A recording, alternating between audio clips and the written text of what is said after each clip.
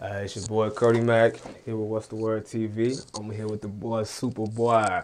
Super boy, super boo, super boy. Should I look this way or this way? You look at me, bro. Okay, my fault. Nah, you all good, man. Alright, so I want to say first and foremost, man, I've been following your career for a while now. Okay, so I've been following you on Instagram. I've been watching you, and it's good to have you on my seat.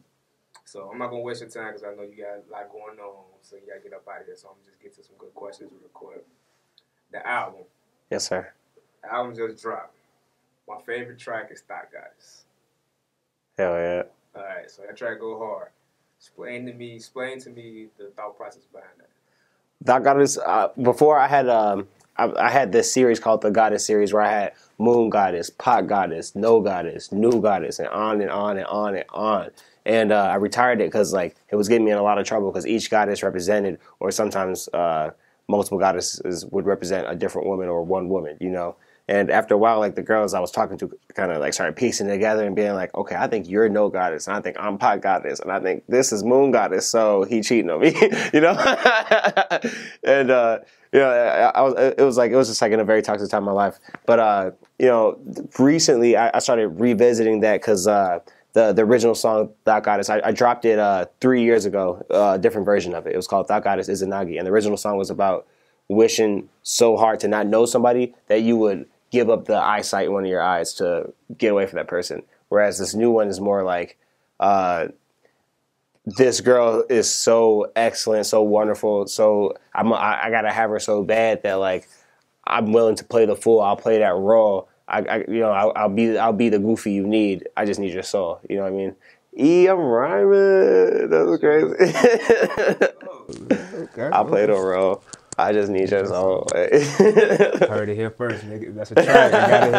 I got it here first. Alright, so the artwork behind the album, like it's a real dope picture, and it kind of threw me like. At first, I'm thinking it was like some type of crucifixion with like Jesus, because how his hands was up. But that's what you was going for. No. So in all actuality, I guess the simplest way, there's two of them. One of them is there's a martyr named Edmund the Martyr. That's his name, and he lived way back in the day when there's like Vikings and stuff, and he was an English priest. And when the Vikings came and sacked England or whatever, they raided his town, killed everybody in his church, la la la la la, and they strung him up and started hitting him with arrows. And they told him, you know, like, we'll give you a quick death if you just denounce your God. Your God's not real. Denounce your God. And he got hit with like just like 100 arrows or something like that, and just wasn't dying. And people believed that like it was the power of God. God was testing him and keeping him alive to test his conviction, you know what I mean, before he ascended to heaven. And one of the Viking king's brothers was so taken by his devotion, his tenacity, and his dedication that he took him down and beheaded him, which is a mercy killing. You know, it's like, yeah, we torturing this guy, like he's not finna fold, let's just give him death, you know? And to me, that story, a lot of people don't see the beauty in it. A lot of people just think that he should have just said God's not real so he can just get out of there. But the fact that he died such a terrible, gruesome death, so on the edge, like no man, any man would fold. Men felt fold for so much less, but he died for his beliefs. And I'm not necessarily a religious person myself, but I feel that I believe in my ideals so strongly that I too would take arrows, you know, to stand on my words. You know what I mean? And I feel like with the album, I'm standing on my words. I can't take nothing I said back. It's out there and it is what it is, arrows and all. And also, you know, arrows being in your back, a lot of leaders or people in positions where they're trying to be a forerunner, you're bound to catch flack, and you're bound to catch those arrows in your back from people who either want to be where you are or just don't understand what you're doing at the time. You know, every great leader in general. I don't want to do like the MLK or la la la la la, but you know, any person who's been in a position where it's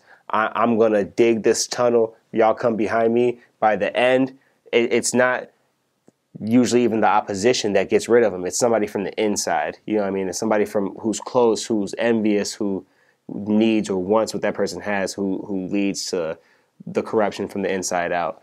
And I feel like that's another chapter of my life where forces from within my own camp were just like popping me with arrows, and now I'm finally dead. Now you got what you want. You killed my ego. Like I don't even feel myself like that no more. You know, like I'm just a neutral human, like very neutral. Okay.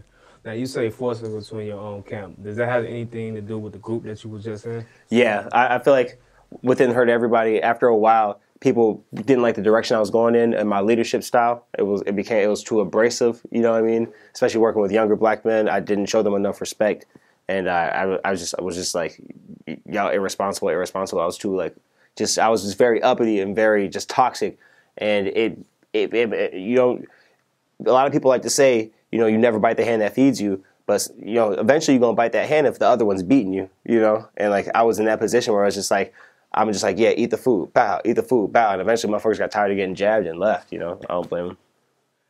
And I kind of respect you for saying that, because most people will try to put the fault on here. But it seems like you got mature as a man to know that it was kind of your doing. Yeah, I know what I did. You know, like, they did what they did. Ain't no point in beating the horse with a dead stick, you know, or beating the dead horse with a stick. It is what it is. Like, I can't get nobody else to take responsibility for what they did. All I can do is just say sorry for what I did, you know. Okay, I respect that. So moving forward, you think you're going to be some type of relationship with you guys? Is the relationship going, or is just the music business going? Well, with each member, you know, I spoke to one of the members recently, the producer, Devin, and we've spoken. We've been talking and trying to do lunch and just at least get to a point where we can, like, be around each other. And with the other two, we got into, like, kind of like physical conflicts. So, like, it's going to take a little bit more, like, you know what I mean? I have to, like, prove to them that I'm delivered. So what made you go through that change where you say, like, quote unquote delivered, where you just, like, switched over and just realized your wrongs and just wanted to become a better person? Isolation, just sitting there by yourself. And for a long time, you know, when you're on the battlefield, when it's war and when it's love and when you try to move forward, you become blindsided and you get tunnel vision, and, like, you don't see any of this other stuff that's happening. All you see is simply, like, I see a nice house. I see a better situation for my family. I see my woman loving me and respecting me more. I see my peers loving and respecting me more. I see the ability to provide, and that's all I saw. I didn't see anything else. I didn't see that, like, well, you got a kid, so you can't work as many hours as me. Like, you don't have shit, so you just can't keep up. Like, I got to slow myself down in this area. I got to slow myself down in that area, and I just could not do that. I was so thirsty for the goal that it blindsided me when everybody else was just like, we'd rather not work with you than even reach the goal. You know what I mean? And I just had to sit down and really look at myself and just, like, pick myself apart, because I've always been pragmatic and been able to, like, you know, look at things. All right, this is the cause and effect. This is the cause. This is the effect. But a lot of people don't turn that onto themselves. You know, and I feel like I've adopted a third person within my head where it's like, I know how I feel, and through empathy, I can see how you feel, and through logic, the third perspective is what's true. You know, like, the third that's watching you and me is the only one that knows the truth. You know what I mean? And, like, I'm trying to, like, get a third in my head at all times. So, like, with that third tells me all the time, you're overbearing, you're too much, you're demanding, you did this, you did that. And before, I didn't see that. Before, I was like, you don't see these results I'm getting, you motherfucker? Like, you don't see this money you getting that you didn't have before? You don't see, like, you know, these women trying to talk to you that wasn't happening before? Like, we gotta do this no matter what.